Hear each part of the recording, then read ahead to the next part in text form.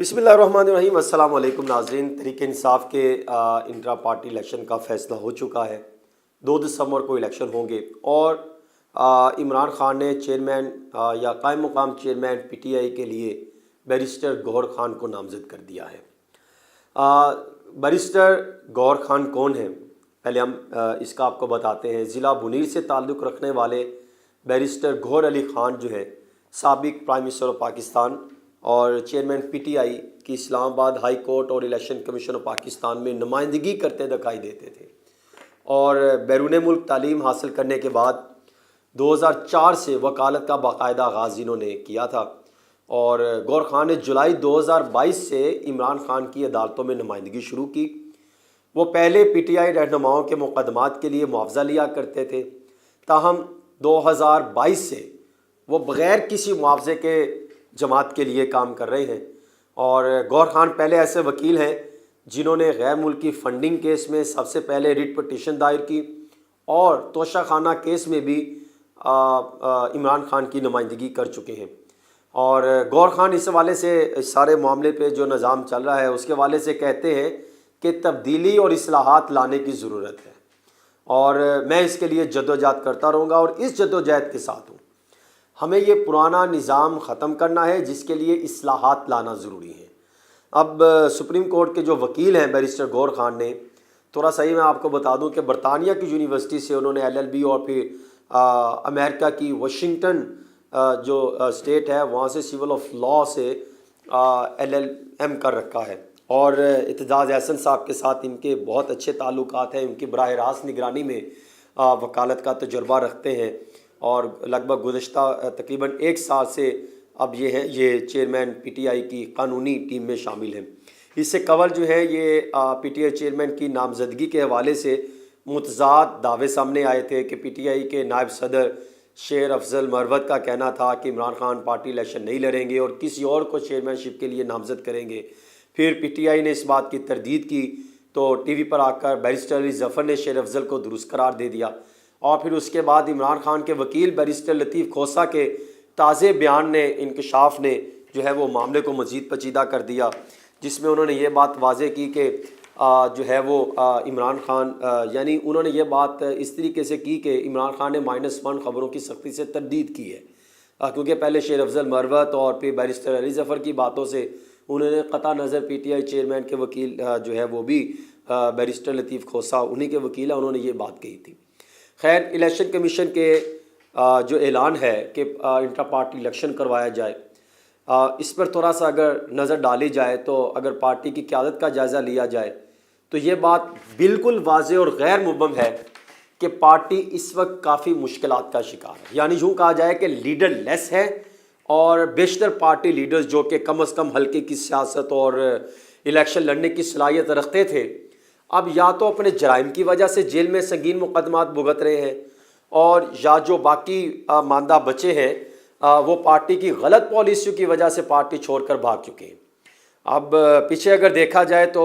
بچے کچے جو کچھ رہ گئے، یعنی جسے میں تو انہیں مفاد پرستوں کا ٹولہ کہتا ہوں، وہ رہ گیا، وہ بھی 4 واضح گروپوں میں جو ہے وہ تقسیم ہوتے نظر آ رہے تھے۔ ان گروپس میں اگر دیکھا جائے تو اقتدار کی ہوس میں سب سے آگے جو ہے وہ بشرا بی بی دیکھنے کو ملتی ہے، پھر علیمہ خان گروپس میں ہے، پھر جو آپس میں بھی سخت اختلافات رکھتے ہیں۔ یہ دونوں پارٹی لیڈرشپ کو چیئرمین پی ٹی آئی کے بعد ہتھیانا چاہ رہے تھے۔ ان کے سچویشن سے ایسا لگ رہا ہے، ان کی موومنٹ سے، ان کے بیانات سے، اور کیونکہ انہیں پتہ ہے کہ عمران خان اب نہ ہی اگلا الیکشن لڑ سکے گا اور نہ ہی پی ٹی آئی جو ہے وہ پارٹی چیئرمین رہ سکیں گے، اور پارٹی لیڈرشپ کو خاندان میں ہی رکھنے کے لیے یہ دونوں دھڑے جو ہیں یہ پوری طرح متحرک تھے، اور ایک دوسرے کی کیا اسے کہتے ہیں جان کے در پہ رہے ہیں۔ اسی طرح موقع کا بھرپور فائدہ اٹھاتے ہوئے ایسے دیکھنے کو ملا کہ مروت گروپ بھی پارٹی پر قبضہ کرنے کے لیے وکیل کارڈ کھیل کر پارٹی ورکرز کو ورغلانے کے لیے مبینہ طور پہ جو ہے وہ متاثر کرنے میں لگے رہے، لیکن سب کے سب جو ہے وہ ناکام ہو گئے۔ اور چوتھا گروپ میں آپ کے سامنے رکھوں کہ پی ٹی آئی میں زرداری صاحب کے جو وفادار لوگوں کا گروپ ہے، جو پی ٹی آئی کی باقیات جسے کہا جا سکتا ہے کہ جو باقیات تو نہیں کہا جا سکتا، اس میں کچھ ان کے ممبران ہیں، ان کی ساری وفاداری آصف زرداری اور پیپلز پارٹی کے ساتھ رہی ہے اور ہے۔ ابھی بھی انڈائریکٹ وہ ہیں. وہ آج اس لیے آج کل جو ہے زرداری صاحب متحرک ہو کر پاکستان تحریک انصاف کی ان باقیات کو، ان افراد کو، ان جو چند شخصیات باہر رہ گئی ہیں جن کو نون لیگ باقیات کا درجہ دیتی ہے، ان کو الیکشن میں ہضم کرنے کے لیے بالکل تیار بیٹھے ہیں. زرداری صاحب چاہتے ہیں ان سے ہمارے تعلقات بہتر ہو جائیں اور وہ ان کے ساتھ مل کر الیکشن لڑ لیں. اب ایسی صورتحال میں جب پارٹی کی کوئی اپنی لیڈرشپ سرے سے ہے ہی نہیں اور بچے کچے لوگ اپنے اپنے مفادات کے لیے بری طرح آپس میں لڑ رہے ہوں، تو سب سے بڑا سوال یہ پیدا ہوتا ہے کہ انٹرا پارٹی الیکشن کیسے کامیاب بنائے جائیں گے. آخر کار میں یہ سمجھتا ہوں کہ عمران خان نے ایک اس سارے معاملے میں ایک اچھا اور مثبت فیصلہ لیا اور ایسا کارڈ کھیلا ہے جو پی ڈی ایم جماعتوں میں بشمول پاکستان مسلم لیگ نون اور پاکستان پیپلز پارٹی، بلکہ سب سے زیادہ پاکستان مسلم لیگ نون کے لیے ایک پریشانی کی طرح سامنے آئی ہے. بلکہ ایک طرف اگر نواز شریف صاحب کو آج ریلیف ملا تو ساتھ ہی ان کو یہ بھی پریشانی لاحق ہوگی کہ وہ تو انٹرا پارٹی الیکشن ہونے جا رہے ہیں، اور انہوں نے الیکشن کمیشن پاکستان کو ساتھ ہی نون لیگ والے یہ دعوے کر رہے ہیں کہ الیکشن کمیشن پاکستان کو یہ ذمہ داری ادا کرنی چاہیے کہ اپنی نگرانی میں شفاف انٹرا پارٹی الیکشن میں انتخابات کروائیں، کیونکہ موجودہ صورتحال میں تو پی ٹی آئی اس حالت میں نہیں کہ یہ غیر جانبدار شفاف انٹرا پارٹی الیکشن کروا سکے. اب وہ دعویٰ کرتے ہیں کہ ایک اور بات جو روز روشن کی طرح یہ ہے وہ یہ ہے کہ پارٹی باقیات میں رہ جانے والے دھڑوں کے لیڈرز، جس میں بشرا بی بی ہیں، علیم خان ہیں اور دیگر وکرا گروپ ہیں جن کے نام گزشتہ چند روز سے چل رہے تھے وغیرہ وغیرہ کہ وہ قبضے کا سوچ سکتے ہیں، لیکن پاکستان کے حلقوں میں سیاست کی ایک سیٹ بھی نہ وہ خود جیت سکتے ہیں نہ کسی جو ہے وہ دیگر جو افراد ہیں جو بچے کچھ رہ گئے کمزور ترین ورکر جو ہیں ان کو جتوا سکتے ہیں. اب نون لیگ عہدیدار یہ کہتے ہیں کہ سوشل میڈیا پر یہ لوگ یقیناً جھوٹا طوفان کھڑا کرنے کی صلاحیت رکھتے ہیں اور بدقسمتی سے جھوٹے اور من گھڑت سوشل میڈیا پروپیگنڈا سے وہ نہ ہی الیکشن جیت سکتے ہیں اور نہ ہی پارٹی ورکرز کے دل جیت سکتے ہیں. خیر،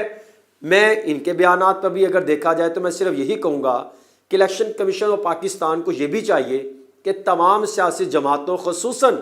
نون لیگ اور پاکستان پیپلز پارٹی کے انٹرا پارٹی الیکشن کا بھی ایسے ہی جائزہ لے جس طرح انہوں نے تحریک انصاف کو نوٹسز جاری کیے اور اس کا پورا جائزہ لیں. یقیناً نون لیگ اور پیپلز پارٹی کے لیے ایسی صورتحال ہوگی کہ ان کو دن میں تارے دکھ جائیں گے. یہ میں آپ کو بالکل کیٹاگوریکلی کہہ رہا ہوں کیونکہ وہاں پر تو جمہوریت ہے ہی نہیں ان کے خاندان میں. اگر کہیں پر ہم نے تحریک انصاف میں کہیں جمہوریت اگر دیکھی کسی زمانے میں یا کسی وقت کہ وہ اپنے خاندان سے نکل کر باہر کے افراد کو منتخب کرتے تھے، ان سیاسی جماعتوں کے اندر ان کے گھروں میں جمہوریت نہیں ہے. ان کی پارٹی کے اندر کہیں پر آپ کو جمہوریت نظر آتی ہے تو ہمیں آپ بتا دیجئے. خیر، عمران خان کے فیصلے سے یہ بات تو واضح ہوگی کہ اب وہ کچھ ڈیل کی باتیں کر رہے ہیں، یعنی وہ چاہتے ہیں کہ کچھ بھی ہو عام انتخابات میں ان کی پارٹی میدان میں نظر آئے اور ہر طرح سے وہ قدم اٹھانے کو تیار ہے. یعنی یہی وجہ ہے کہ وہ اب وکلا کی جانب سے یہ بھی کہا جا رہا ہے کہ عمران خان نے کہا ہے کہ ان کی جماعت ایک مضبوط جماعت ہے اور جب یہ الیکشن ہو تو وہ جیت سکتی ہے. دیکھنا یہ ہے کہ انٹرا پارٹی الیکشن والے دن کوئی بھی چیئرمین کے عہدے کے لیے امیدوار سامنے آتا ہے یا نہیں. اگر کوئی اور آ گیا تو پھر تو ایک نیا پنڈورا باکس کھلے گا، اور اگر گور Khan chairman P T I نامزد ہو بھی جاتے ہیں قائم مقام تو یہ پارٹی کو کس طرح لے کر چلتے ہیں؟ کیا وہ عمران خان سے رہنمائی لیتے رہیں گے یا خود فیصلے کرنے کے مجاز ہوں گے؟ کیا وہ سانحہ 9 مئی کے لگے دھبے اور نشان پارٹی سے کیسے ختم کر سکتے ہیں، یا وہ منتخب ہونے کے بعد سانحہ 9 مئی کی مذمت کرتے ہوئے ایسے افراد کو پارٹی فوری سے اس کے لا تعلقی کا اعلان کرتے ہیں؟ اور ان کے مستقبل کی پالیسی کیا ہوگی، یہ بھی بہت اہم ہوگی اور یہی چیز پارٹی کے مستقبل کو طے کرے گی. اس لیے پہلے 1 سے 2 ماہ جو ہے بہت ہی اہم تصور کیے جائیں گے. یہ دیکھنا ہے کہ یہ اتنی بڑی ذمہ داری اور اتنا بھار کس طریقے سے جو ہے وہ انجام پاتے ہیں. Thank you.